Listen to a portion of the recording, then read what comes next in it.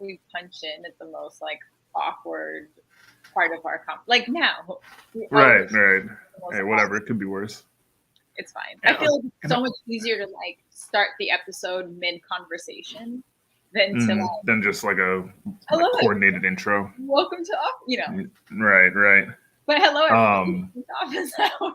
yeah, what's up, everybody? Welcome to Office Hours. And honestly, what I'm noticing now is that StreamYard like updated, I think like a month ago, so everything's different.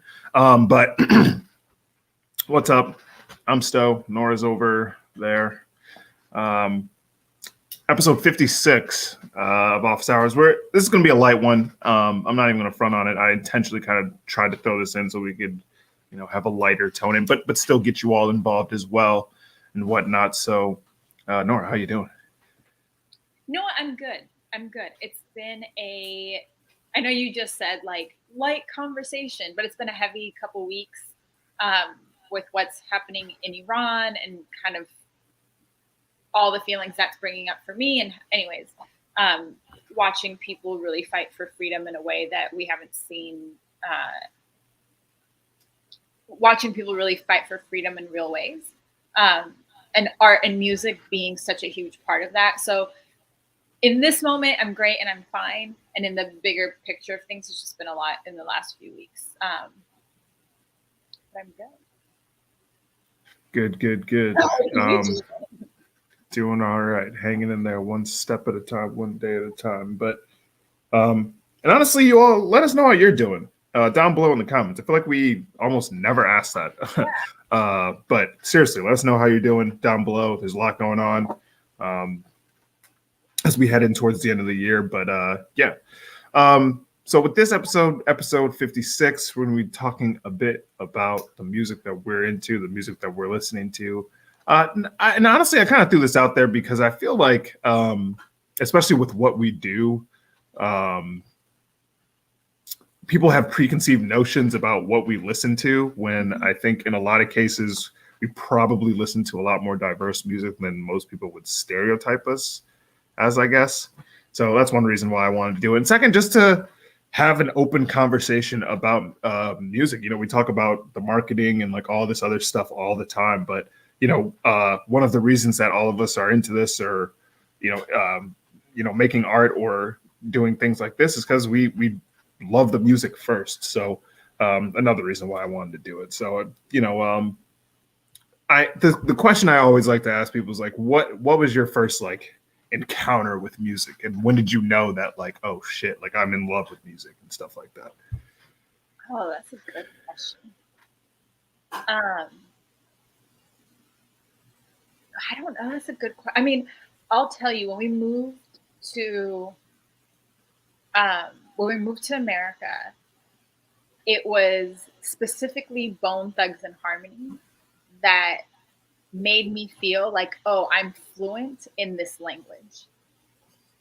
And it was being able to decipher my favorite song still to this day, which probably tells you a lot about like my mental health state, was Crossroads. Still to this day, I think it was like a perfect song. And it was being able to understand Bone Thugs and Harmony rap and understand what they're saying. And I was like, oh, I speak English. And so I don't know, I think hip hop was when I first was like, oh my God, I love music. And it was where I first understood like what storytelling could offer in terms of like community and connection. So here I was, immigrant refugee kid. I didn't really fit in the neighborhood that I was growing up in.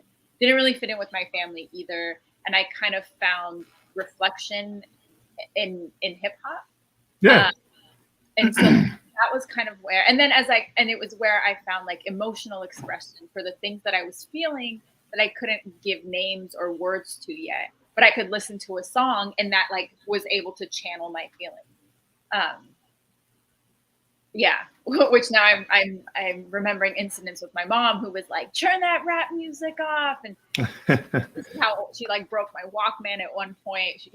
There's a lot of that going on, but that was it for me, was being able to like like music as a way of feeling connected and belonging. What was it for you, Sto? For me, it honestly, it was the sounds that hit me before anything else. I just remember going with my mom to work or her taking me to school and always playing like, what was it? The Wave, I think. And it would just be like, and then there was some other channel she was playing with like smooth jazz and stuff. And even just like super late nights where she would play that stuff. And it just always resonated with me, and the smoother sounds and whatnot. And then, you know, as I grew up, I just feel like I don't know, I've always kind of been a bit of romantic or whatever. So all those tracks like Luther Vandross and, whether it's Prince or Janet Jackson or, who literally take your pick. There's just so many songs that just hit me right here. But to be completely honest, I hated rap music growing up. I didn't really get introduced to like actually like what I consider to be good rap music until I was in like 8th grade. So I was really listening to like a lot of like, again, smooth jazz. And then a lot of people don't know, but I listen to a lot of like alternative rock even now. Like Linkin Park is one of my favorite bands of all time. Rest in peace, Chester. And it just, all of that just meshed together. And then as I grew up, someone introduced me to like, underground rap. And I was like, oh, I didn't even know this existed. I thought it was genuinely all just like, cars, money, and all this other stuff. And I'm introduced to stuff. I'm like, oh my God, there's an actual message. I can't believe it. So that was kind of how I got started listening to music, at least. Yeah, I don't think I knew that part of your story either. I remember second grade, like 8-year-old me was like heavy into Janet Jackson. And all I wanted for it must have been my 8th birthday, was a Janet Jackson tape on cassette. And this is where like having immigrant parents works. Sometimes they're like overprotective, but sometimes they don't know enough to what they right. Yeah. And so my mom wasn't like listening to what Janet was talking about. If she knew, she'd be like, no way, this is too sexual, like put it away. But that Janet Jackson was big for me. As I got older, no doubt. In my like unexpected musical taste was like No Doubt. Yeah. I still really like No Doubt. Janet Jackson's All For You is one of my favorite songs of all time. Really? It's a good song. I love that song. I love it so much. Yeah. Selena was big for me. In terms of like, yeah, I was always drawn to like the emotional stuff. Mm-hmm. The melodic, like emo. Not emo, but emo songs. I know what you mean. When did you like, so you mentioned, having the Walkmans and stuff like that, but like, okay, number one, give me like, actually, this is what I'm gonna ask first. What is your personal, like, number one album of all time? Like, you can only take one album with you to the beach. That's the only thing you can listen to.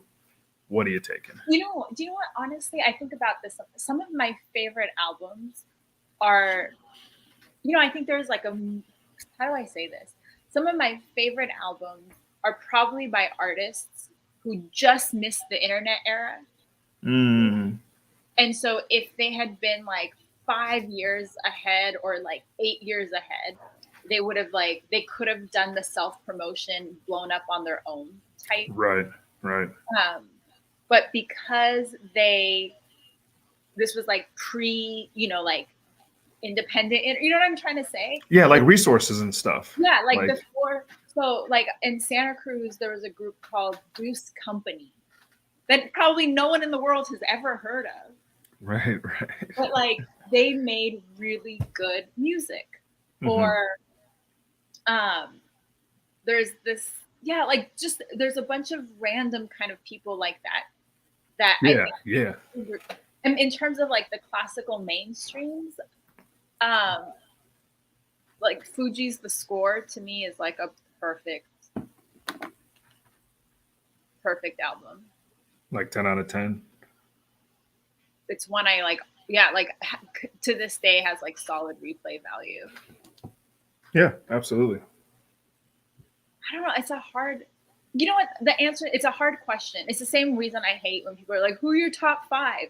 Because Oh, I mean, y'all know me. Like, I'm like the idea of ranking and creating a hierarchy out of everything is like white supremacy. Oh, come on. Okay, wait a minute. It's not a hierarchy. So it's like, what's your top 5 rappers? Like, what's your top 5 favorite? I'll tell you why. I'll tell you why it's hierarchy. I'll tell you why it's hierarchy. Because I'll tell you why it's hierarchy. And Serial Senseis, I just want to share this. I used to not have a number 1 all-time album until I heard Below the Heavens. I got my vinyl of that right here. Love that record. And y'all, please, like, share your number 1 album. Yeah. I meant to say that before. That you want. Share your favorite music and stuff. What songs should we listen to? I would love for this to like spark a playlist or spark new music. Yeah, I want to listen to some new stuff. I'll tell you why the top 5 question is white supremacist, colonial, patriarchal capitalism, because we can't even have top 5s now. I'll tell you why. I mean, you can have a top 5, but you got to know that top 5 is 100% influenced and shaped by socio-political conditions around those artists. So they become your top 5 because they have more visibility, they have more access, they have more resources, they have more, like all of that kind of stuff. So the more you see them, right, the more everyone's like, Jay-Z in your ear, the more likely you are to think that Jay-Z is the greatest, because you guys aren't going to like it. Because our desire, things that we want, things that we like, things that we're attracted to, whatever way we're using the word attraction, is shaped by sociopolitical conditions. You're not like, I just naturally like Jay-Z. You like Jay-Z because of all the things around Jay-Z, and I'm 100% picking on him because he's like probably in my top 10 below, which I know I'm going to get hate on, whatever.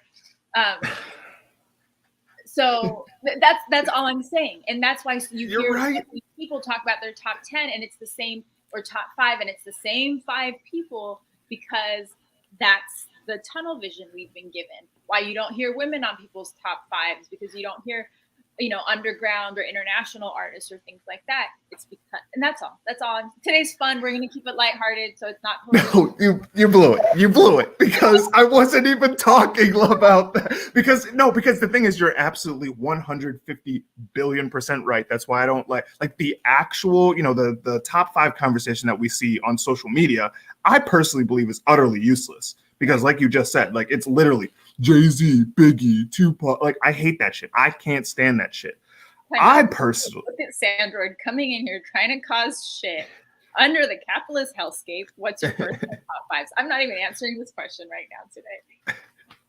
Sorry, I didn't mean to cut you off. I just wanted. No,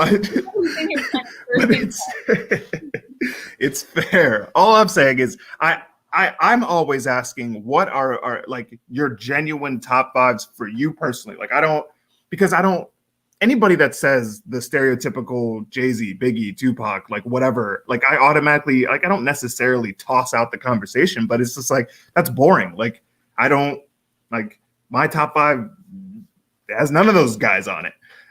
And so that's all I'm saying is like, like what is your top 5 like for Nora? Like, I don't give a flip flop what the Reddit niggas and Twitter niggas are saying and stuff like that. And that goes for all of you in the comments. I don't want peace. My God. Look at y'all coming in here trying to start shit. What's funny is Tupac is on my top 5 though. There's nothing wrong with that. He's not on my personal top 5, but like I think that's fair. That is fair. That's good. Like, your top 5 is unique. Everybody's top 5, I feel like personally, should be unique. Once it starts getting stereotypical and all this other stuff, it's like, what are we, robots? I mean, kind of. All right. No, this is going to get really depressing. I mean, we could talk about the top 5, but maybe can we come back to the top 5 question? Yeah, well, I've officially thrown in the garbage. We're not doing the top 5 anymore. We'll save it for another episode, and we'll make sure we put an intro segment where we can to talk about why top 5s are the worst. Okay, I have a question for you, Sto. So like, when you hear a new song, what's your next step afterwards? Like, you're like, you hear a song and you like it. Then what happens next in terms of exploring the song or exploring the artist? Like, I'm curious what your exploration process is like, if you're even conscious, if you even have a conscious one. Oh yeah, absolutely. Because one of my favorite things to do is to like just go down that rabbit hole of like that's why I think that's like there was that period of time where people were like no guest features because I want all the listening time and all this. This was years ago or whatever. But like to me, like when you have guest features, like it gives people the opportunity to like really go on this like auditory adventure, and it's not just like, so for me, if I hear a song that I like, and I'm not gonna front, sometimes it takes me a long time to like actually like get into a song or whatever. But when I do, it really is about just like diving in and not just seeing what they've released, but who they've worked with. I love seeing who people have worked with because there's a whole universe there and like just pocket of people that probably have been building for years and creating music and stuff like that. And so it used to be, or like with the modern stuff, I guess, it really was like I, tried to dive through the Spotify rabbit hole, but that's utterly useless. Like you have to do your Googles, you have to be searching around because and especially now that I'm older and like a lot of the stuff that, we grew up on is starting to come up on 10-year and 15-year anniversaries. Some of this stuff has been completely lost to the internet and is not on DSPs and stuff like that. So, you got to really like search around SoundCloud or Spinrilla or Live Mixtape. Like you really got to do that research. And for me, that's always been a blast for me. And why I started writing in the first place, because I love just seeing like, okay, like you started with this sound and kind of these people, and now you're kind of going off in this direction. And, now you're doing this concept album or doing this type of sound. Like, it really helped me to understand that like being an artist, it doesn't have to be so one-dimensional. Like mainstream, I feel like teaches us, and this capitalistic crap teaches us like you can only have one sound and you deviate from that sound and your career is over. But like, the independent and underground scene taught me for sure that you can do almost anything that you want and come up with something really clever and something that just stands the test of time. So yeah, I really do love jumping around and like going through artist discographies and like really seeing that journey. And of course, like, especially now that we have YouTube and stuff like that, I love watching interviews. If they're done right, not like this crap that's going on these days, but I love doing that too. Cause you just can actually see the process and, you kind of like we have here, like you actually get to hear us speak. It's not just like, okay, here's the keys or here's, the video, like here's this is our personality. This is who we are. This is what we're about. So. Yeah. I mean, so if I find a song, I usually the first place I go is YouTube because I want to see the visuals. I'm a visual. I want to see what's the story you're telling. Then I'll go look for more songs, partly because I want to see if the song that I like is a fluke or if there's like a pattern of good music that the artist has. Because sometimes someone will have like one good song and then the rest, or it all sounds the same. Right. And then I usually will go to Instagram because I want to get a sense of who they are. Mm-hmm. Like I want to make sure you're not problematic. So if I go on your Instagram and you're talking all kinds of misogynistic shit, doesn't matter how good your song is, you're never going to get on my playlist. Right. Or if you're talking about, whatever kind of problematic shit. But I think something you said just a second ago, Sto, like, I think a lot of stuff is boring.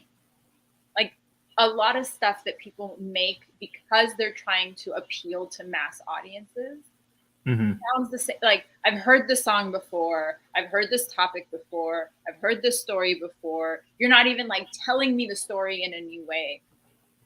I'm like bored.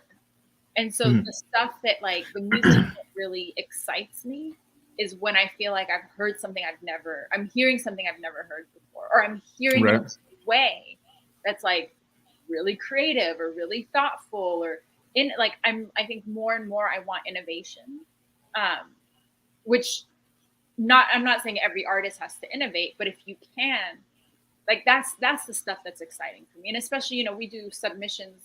I get submissions all the time for Dead Music Fest. And I see it really clearly there because we've got like 10 submissions. I'm listening to them all one after the other. And after 20 minutes, I couldn't tell one artist apart from the Yeah. other. Which we can have a whole conversation about, like, differentiating yourself in that. But that's what I miss, or that's like that sense of like music being new and exciting and different, to be like, oh shit, I've never heard this before. I miss Right. that in music more and more. It feels really rare for me. Hmm. Interesting. No, I definitely understand, because I think, I mean, especially now with how many artists there are, I feel like oversaturation is a real thing, and we are seeing, I think, like some artists try to copy more than do their own thing. So that definitely makes sense. Well, that's what I mean. Like, they think this sells, so everyone replicates the same sound because they're targeted towards capitalism rather than towards the creativity of the market. Mhm. Y'all, Serial Sensei is dropping a bunch of suggestions in the chat that I hope you go check out. So who are you listening to Right now? I've kind of been all over the place. I feel like waiting for Shay Noir to drop, who's an MC out of Michigan. She's supposed to be dropping a self-produced EP here soon.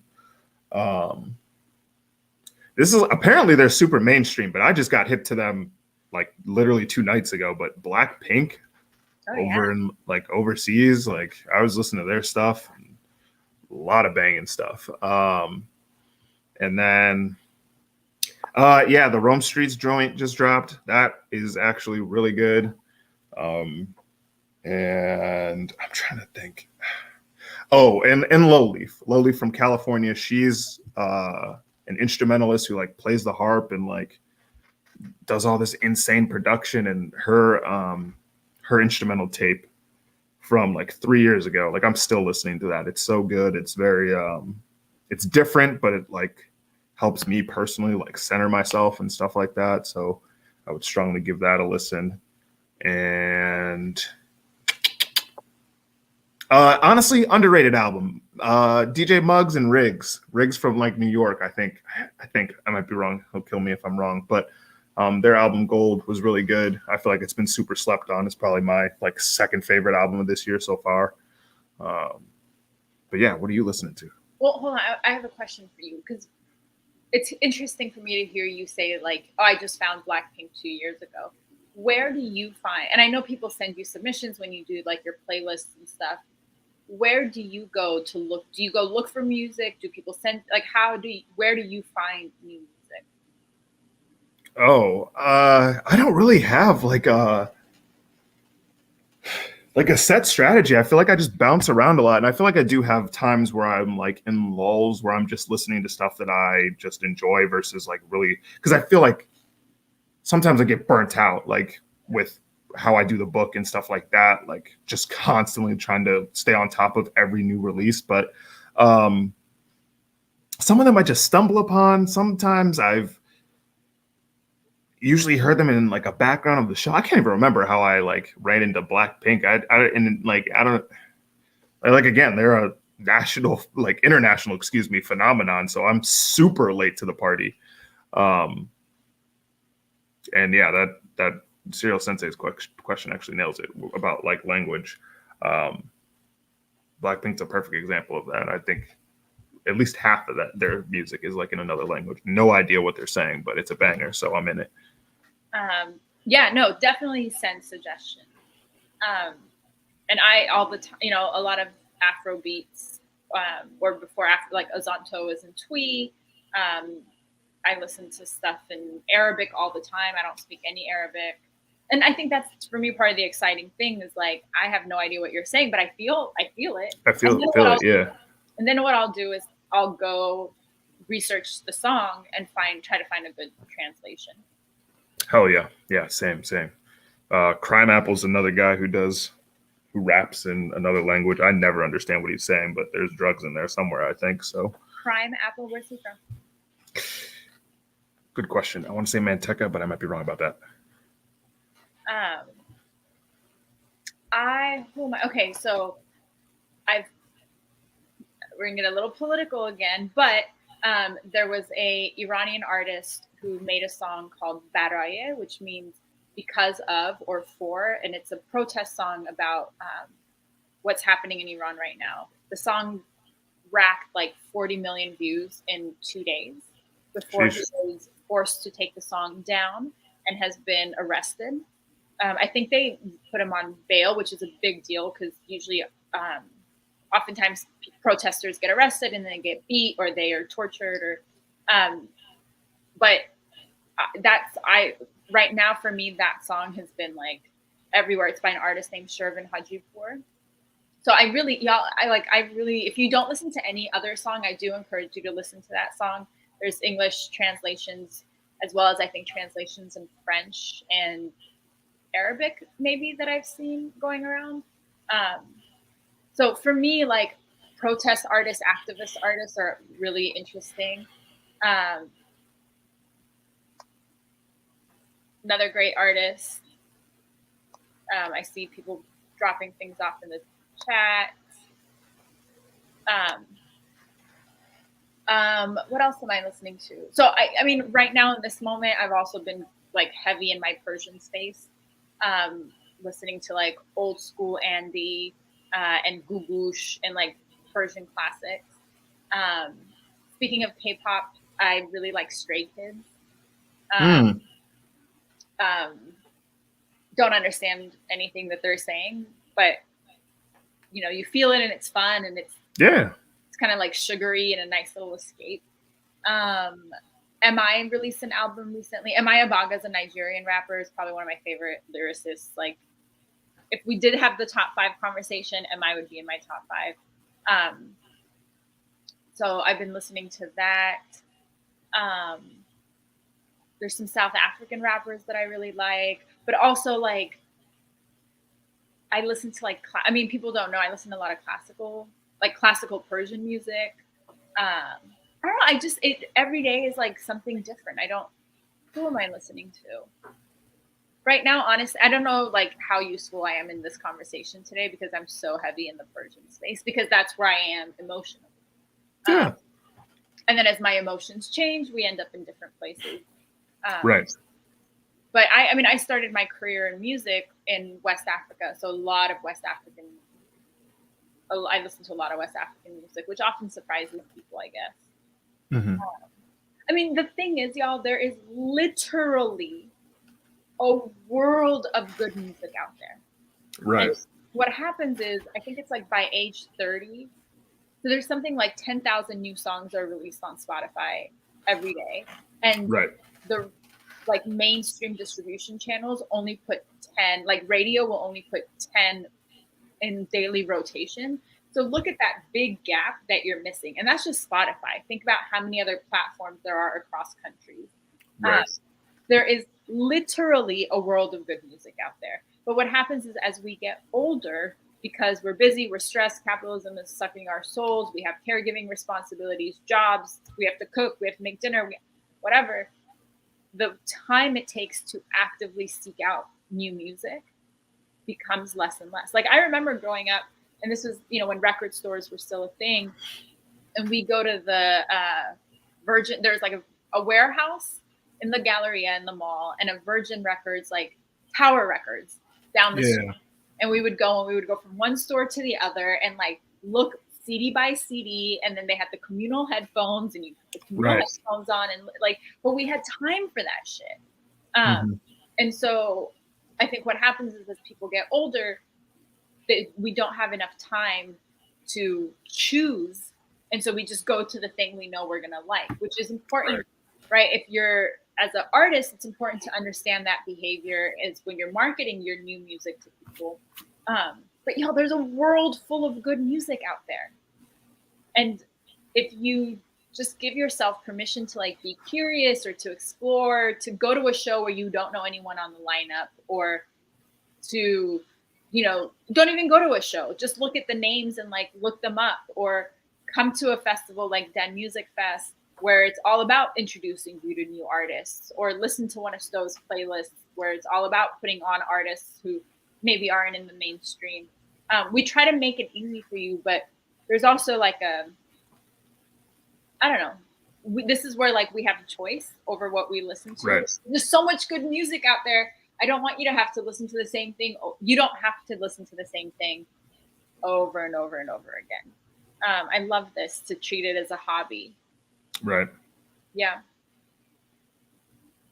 Yeah. Yeah. Again, like Nora said, there's so much music out there, and even consider going back, in time, a few years or 20 years or 50 years or whatever. It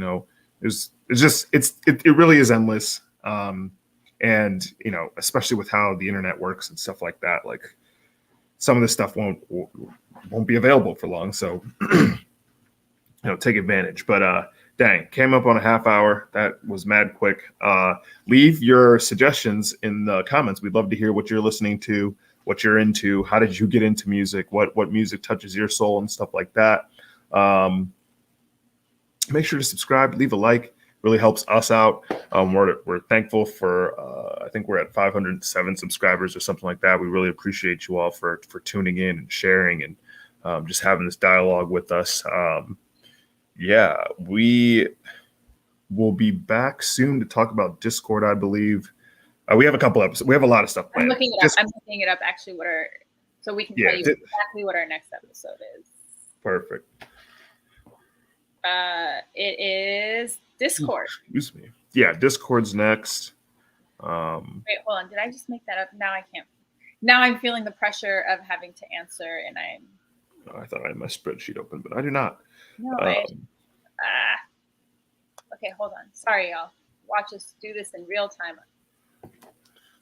Yes, all that to say, October 18th, we're going to do Navigating Discord.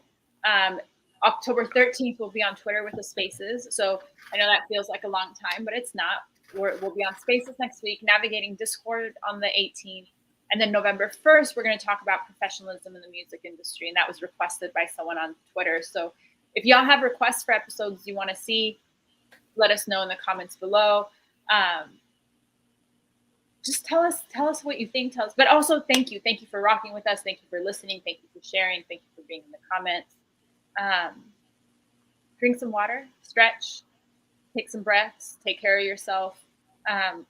Listen to some music that you've maybe never listened to before. Tell us if it was worth it. And we'll see you next time. We'll be back soon. Peace, everyone.